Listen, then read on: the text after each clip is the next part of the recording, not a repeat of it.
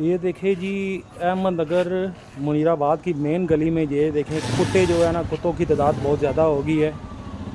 और यहाँ पे ये देखें काफ़ी सारे लोग भी खड़े हैं। तो ये आज अस्सलाम वालेकुम भाईजान। अच्छा ये बताएं कि यहाँ पे आज जो कोई पागल कुत्ते ने कितने बच्चों को काटा है? एक छोटे बच्चे को काटा है तकरीबन 1.5-2 के दरमियान। अच्छा, और अचानक आ गया, ठीक है।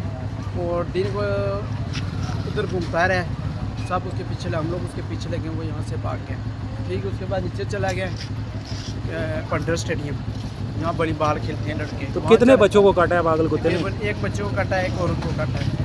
तो यहाँ पे कितने वो है? आपने किसी अमले को, कंटोनमेंट बोर्ड को, कोई भी आप किसी को कोई कंटोनमेंट बोर्ड वाले यहाँ पर नहीं आते? नहीं आते। तो इधर कुत्तों की तादाद कितनी है इस रोड के ऊपर? यहाँ कितने 20-25 इतना? 30-40 ऊपर होगी। ओए होए, चलें ठीक है जी, आपकी ये वीडियो जो है हम पहुँचाते हैं ऊपर, जी, ठीक है ना? ठीक। चलो ठीक है।